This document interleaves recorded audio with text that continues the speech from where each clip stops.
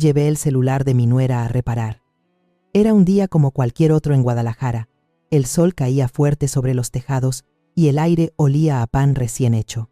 Yo acababa de preparar café cuando Sofía, la esposa de mi hijo Alejandro, llegó a casa. Venía agitada, con el cabello suelto, sujetando el teléfono con las 2 manos. Dijo que se le había caído y que la pantalla no encendía. Me pidió un favor sencillo, llevarlo a la tienda donde arreglan aparatos. Parecía algo sin importancia, pero ese pequeño favor cambió mi vida. Metí el celular en mi bolso y conduje hasta el centro.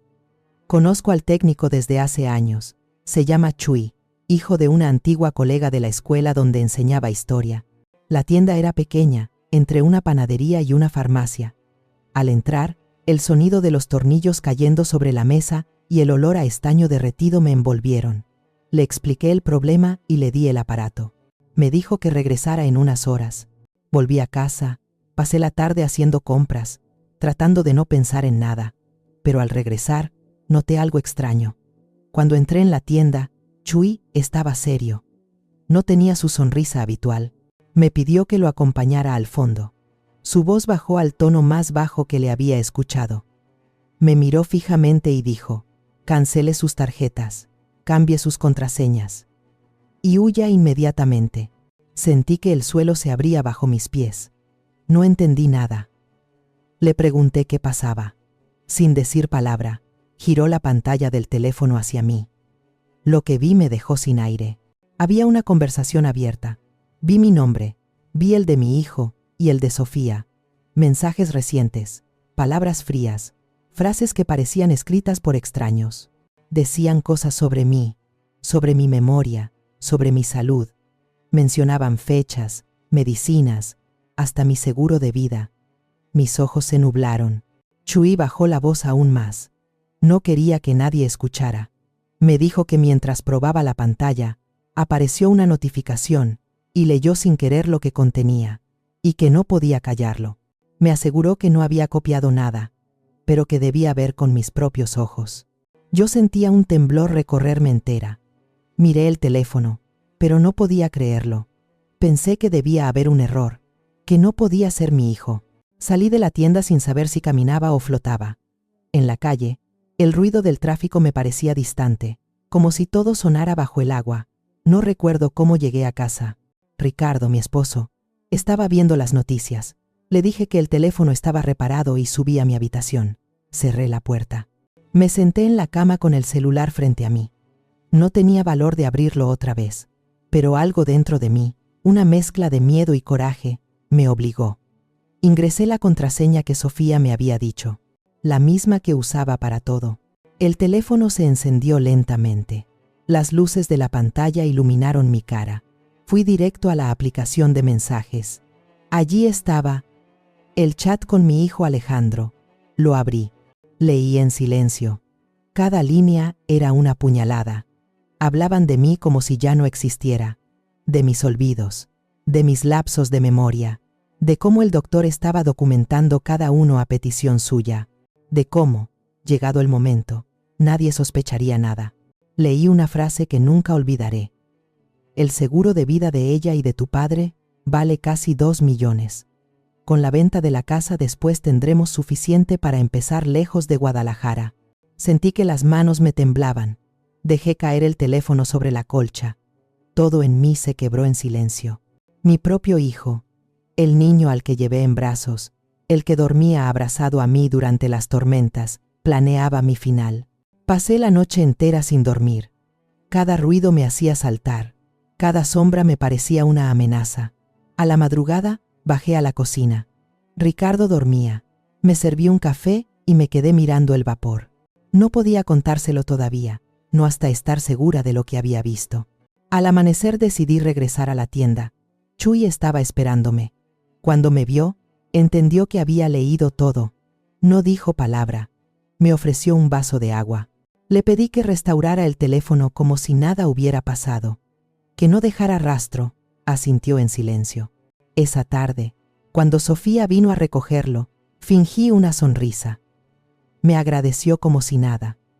Yo la miré a los ojos y vi algo, un brillo distinto, una frialdad que antes no había notado.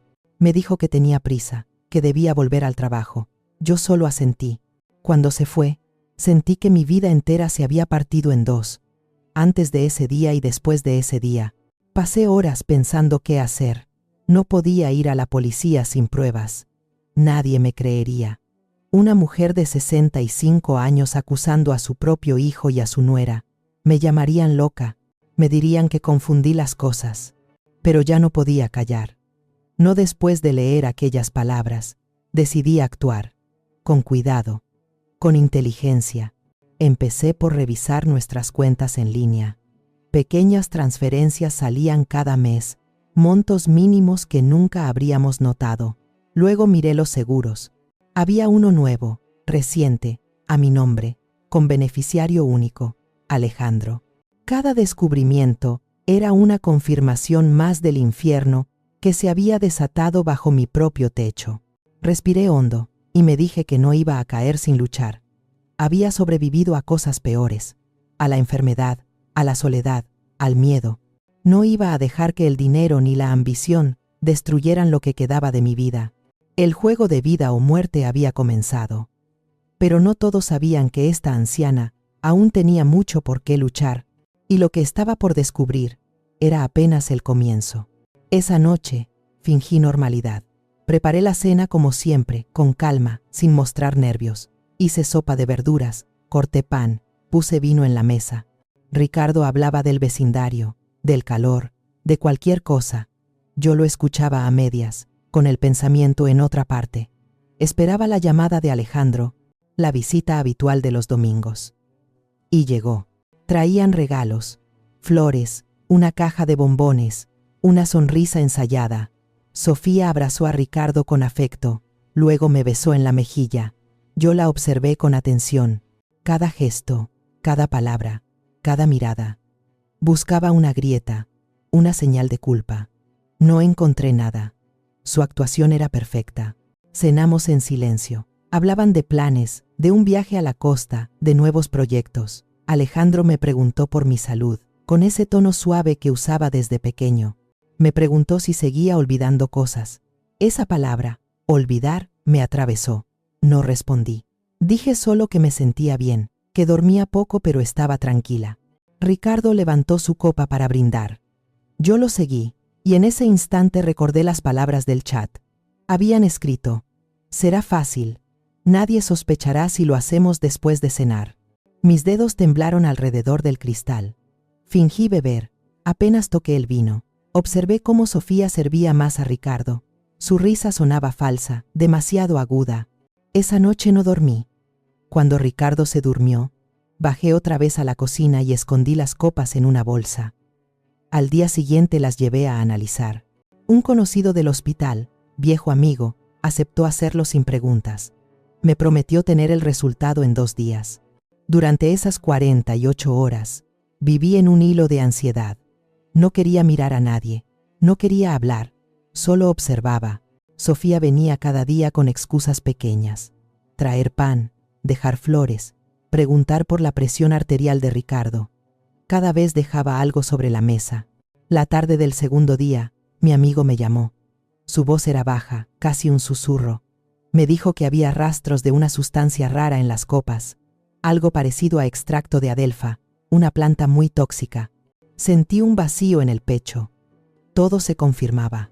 A partir de ese momento, mi miedo se transformó en una fuerza silenciosa. Decidí enfrentar la verdad con inteligencia.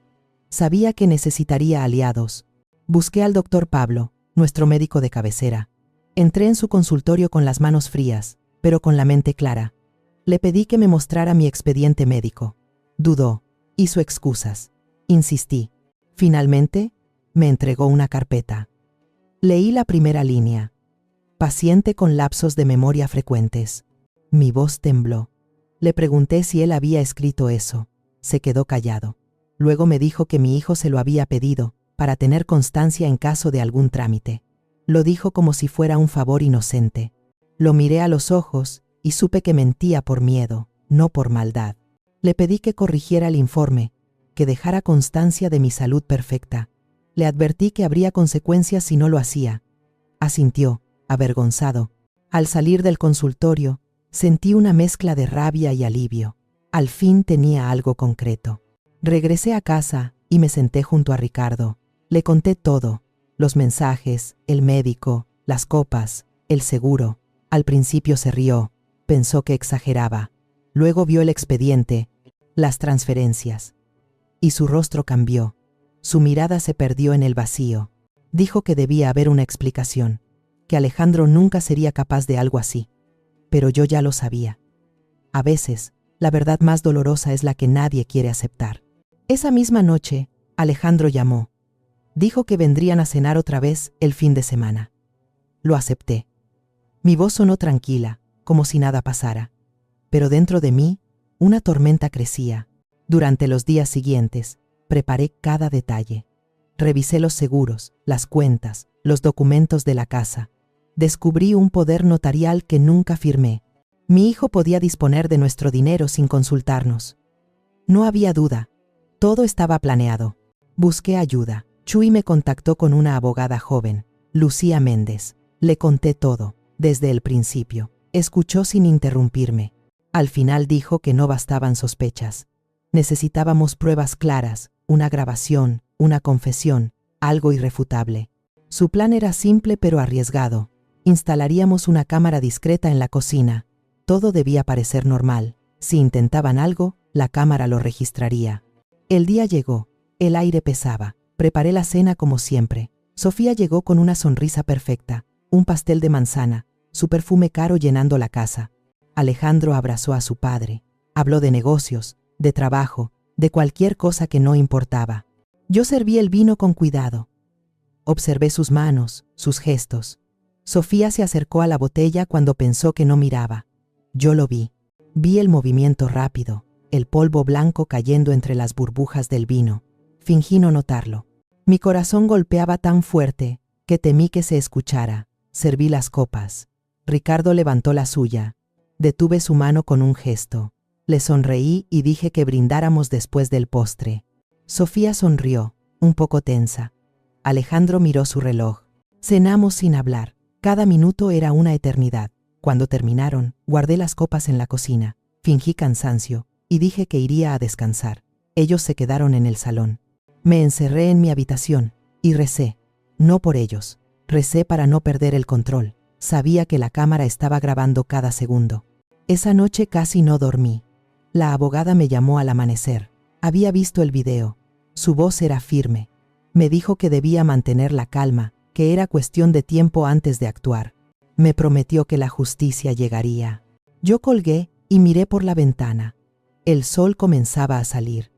Por primera vez en semanas, sentí una chispa de esperanza. Pero también sabía que el camino apenas empezaba. Los días siguientes fueron una mezcla de calma aparente y miedo silencioso. En la superficie todo parecía normal. Sofía venía a casa con su sonrisa pulida. Alejandro llamaba por teléfono para preguntar si necesitábamos algo. Y Ricardo intentaba mantener la rutina. Pero debajo de esa apariencia amable, algo oscuro se movía. Lucía, la abogada, me citó en su oficina. Era joven, de mirada firme y voz suave. Una mujer que inspiraba confianza. Me explicó que el video era suficiente para iniciar una denuncia, pero que antes debíamos reforzar las pruebas. Propuso reunir documentos, grabaciones de llamadas y cualquier rastro financiero que vinculara a Alejandro con el plan. Salí de su despacho con una sensación extraña. Por primera vez, tenía un propósito. Ya no era solo una madre herida, era una mujer dispuesta a defender su vida. Fui al banco donde teníamos nuestras cuentas. El gerente, un hombre que conocía a Ricardo desde hacía años, me recibió con cortesía.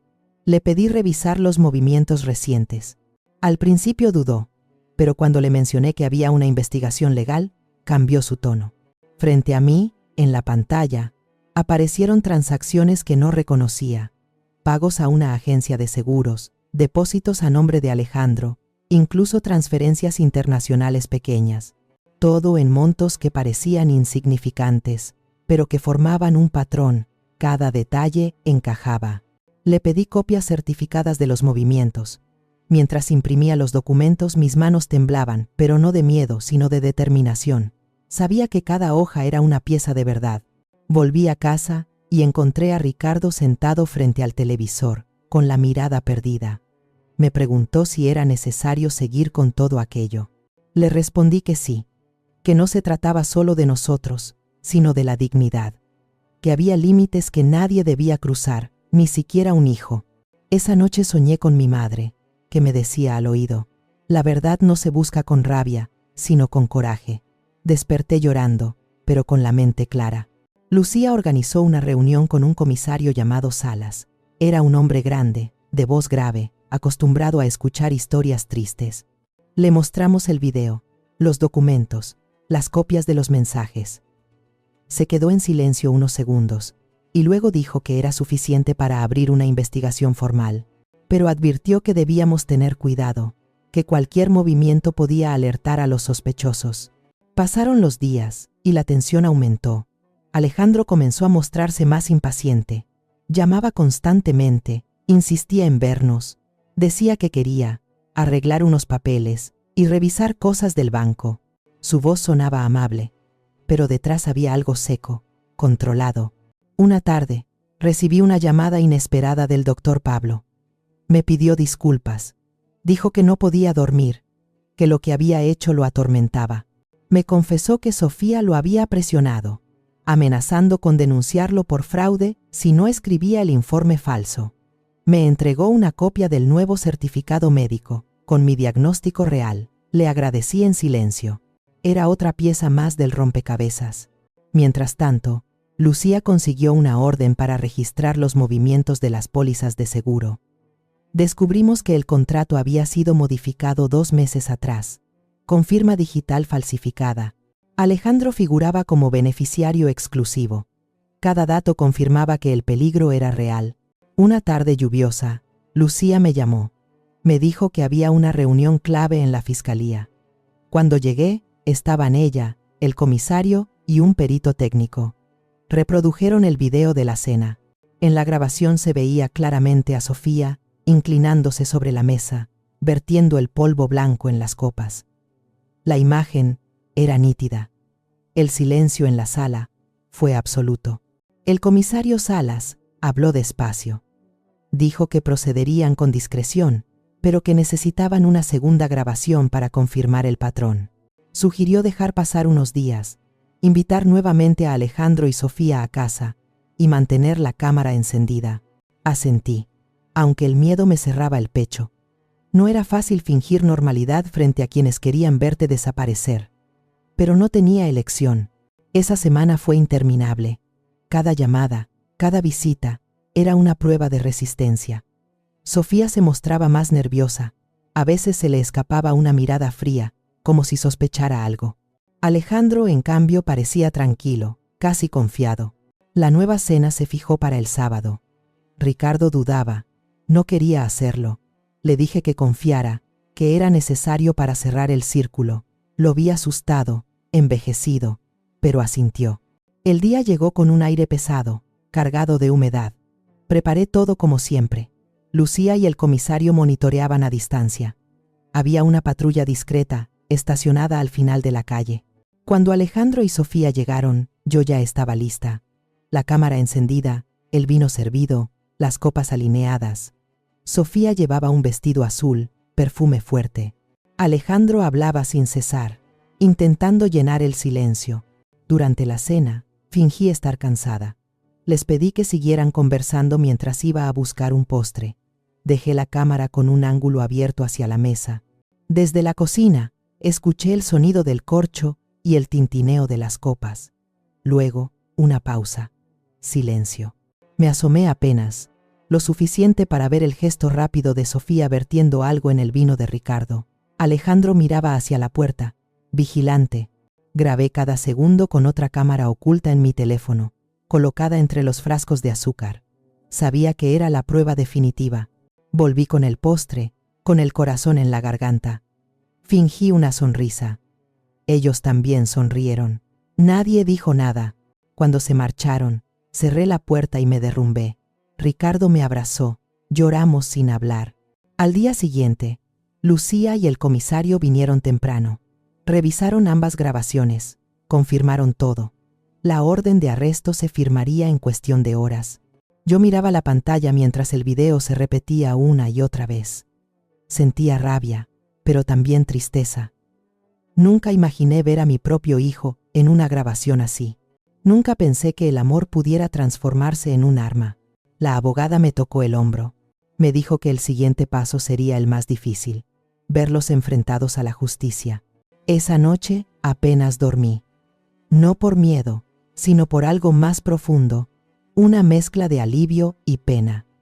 La justicia estaba cerca, pero a un precio que ninguna madre querría pagar. El amanecer del día siguiente fue distinto. El aire tenía un peso que no se podía explicar. Ricardo y yo no hablamos en el desayuno, apenas nos miramos. Había algo en nuestras miradas, una resignación silenciosa, un entendimiento sin palabras. Lucía me llamó temprano. Su voz sonaba firme, decidida. Me dijo que la orden de arresto había sido aprobada, que el comisario Salas y su equipo actuarían esa misma tarde, justo cuando Alejandro y Sofía regresaran a casa para hablar de papeles, como ellos mismos habían propuesto. Todo estaba listo. Guardé silencio unos segundos, intentando asimilarlo. Sentí un temblor recorrer mis manos. No era miedo, era algo más profundo. Era el final de una ilusión. A media tarde, la casa estaba en calma. Afuera, el cielo se había nublado. El olor a tierra húmeda anunciaba lluvia. Me senté en el sillón, fingiendo leer un libro. Ricardo revisaba documentos. Cada minuto parecía una eternidad.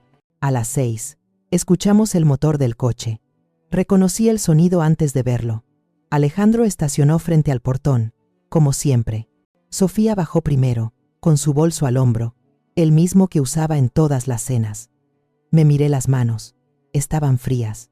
Golpearon la puerta. Ricardo abrió. Los saludó con cortesía. Sofía lo abrazó. Alejandro me besó en la frente. Fingí sonreír. Lucía y el comisario estaban vigilando desde un coche discreto, estacionado a 2 casas de distancia. Entraron, se sentaron en el salón. Alejandro hablaba sin parar. Decía que había que firmar unos papeles del banco, que era urgente, que el sistema cambiaría de plataforma. Sofía servía café, moviéndose con esa precisión calculada que ya conocía. Yo los observaba, tratando de memorizar cada detalle. El sonido de las cucharitas, el olor del café recién hecho, la tensión suspendida en el aire. Y entonces ocurrió. Sofía, creyendo que nadie la miraba, sacó del bolso un pequeño frasco transparente. Lo movió rápido, con habilidad, dejando caer unas gotas en una taza. Mis ojos siguieron el movimiento. No dije nada, solo esperé. En ese instante, escuché el sonido de una puerta abriéndose de golpe. El comisario Salas entró con 2 agentes. El tiempo pareció detenerse. Ricardo se levantó, confundido. Alejandro se quedó inmóvil. Sofía soltó el frasco, que cayó al suelo y rodó hasta mis pies. El silencio fue absoluto. Solo se escuchaba la voz del comisario. Están detenidos por intento de homicidio y fraude. Sofía palideció. Alejandro intentó hablar, pero las palabras no salieron. Los agentes los esposaron con cuidado. Yo no moví un músculo, solo los miré. Mi hijo levantó la vista hacia mí. Su mirada era vacía. No había culpa, no había remordimiento. Solo rabia. Una rabia muda, seca. Cuando los sacaron de la casa, comenzó a llover. Las gotas golpeaban los cristales con fuerza. Los vecinos salieron a mirar. Algunos susurraban, otros simplemente observaban en silencio. Lucía me abrazó. Dijo que todo había terminado. Pero yo sabía que no era cierto. Nada termina cuando el corazón ha sido traicionado. Esa noche, la casa quedó en silencio. El eco de sus voces seguía flotando en los pasillos. Fui a la cocina y me quedé de pie frente a la ventana.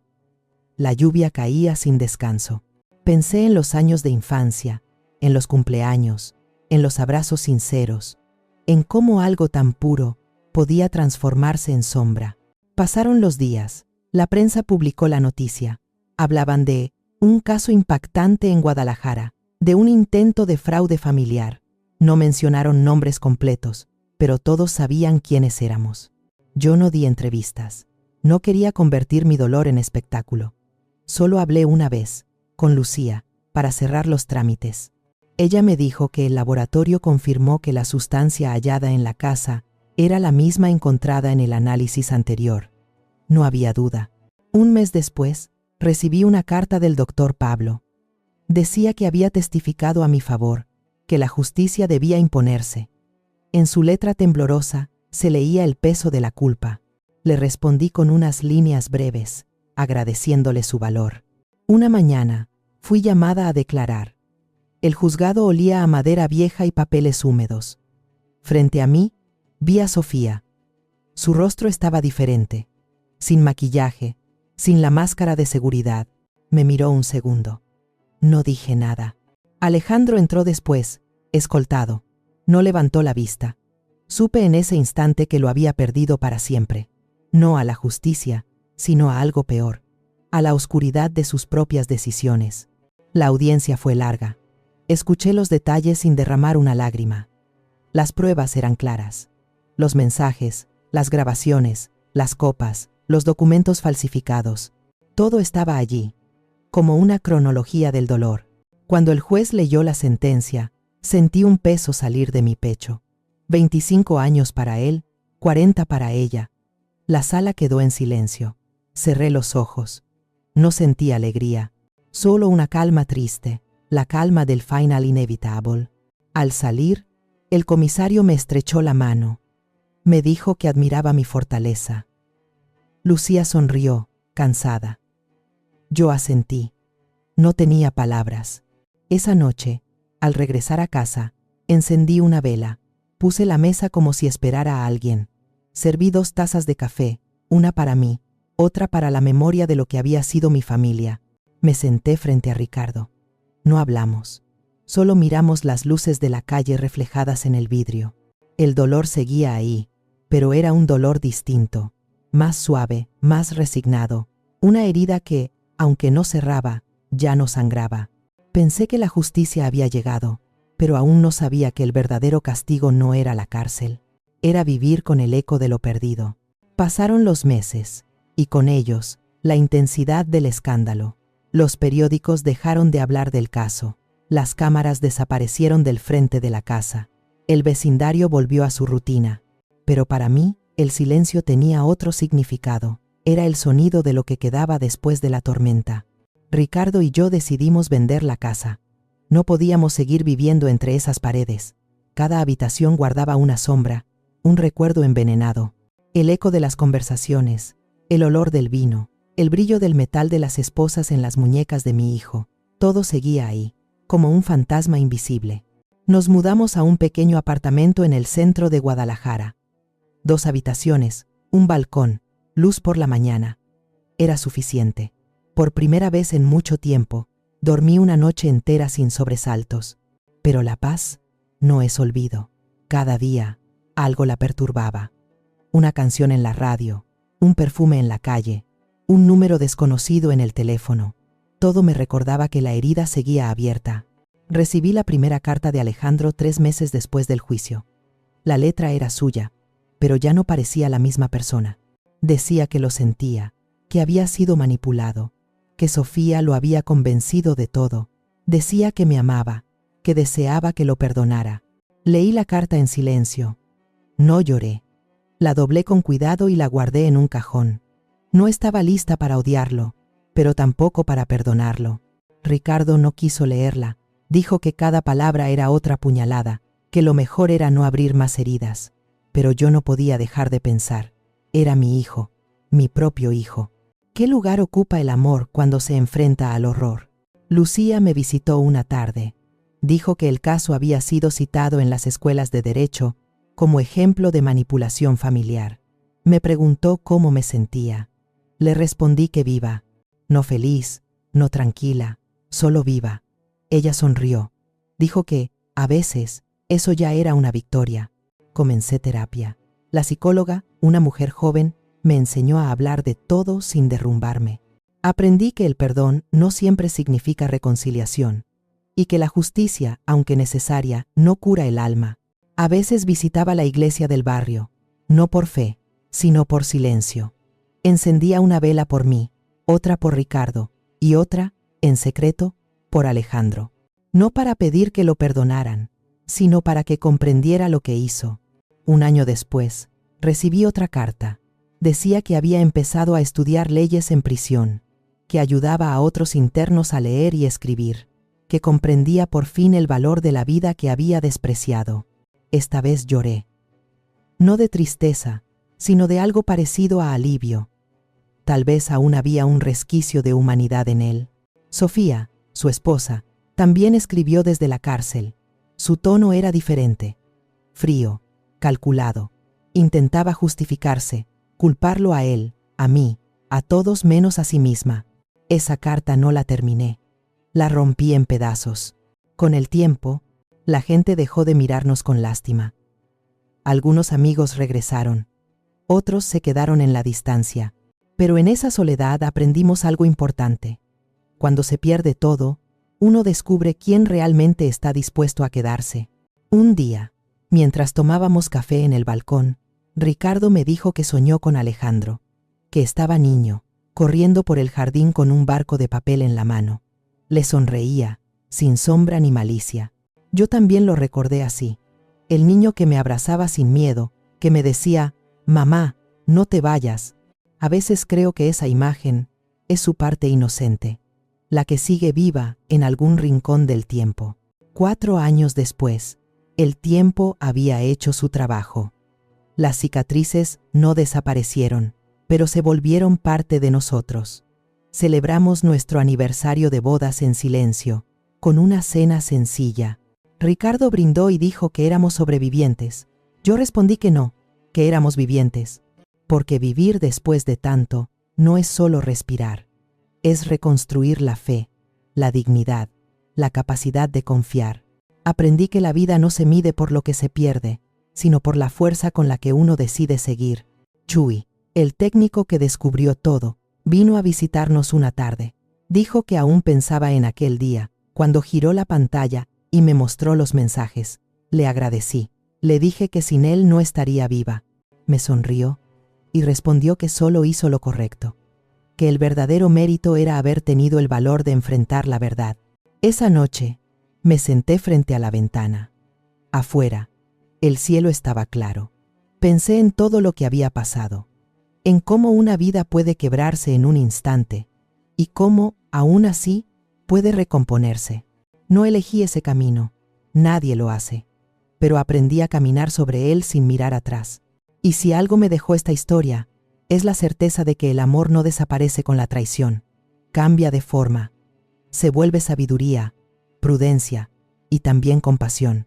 Hoy, cuando alguien me pregunta qué aprendí de todo esto, respondo que la dignidad es la última frontera. Todo se puede perder, el dinero, la casa, incluso la familia, pero mientras uno conserve la dignidad, no está vencido. Y si tú estás escuchando mi historia, quédate con esta reflexión.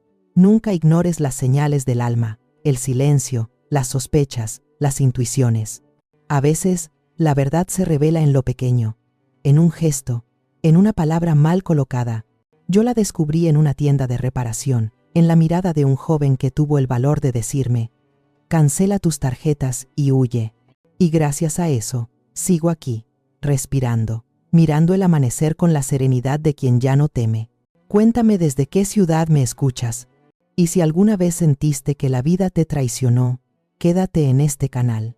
Aquí contamos las historias que enseñan a resistir. Soy Teresa, y esta fue mi historia en Historia Diaria. Relatos de la vida.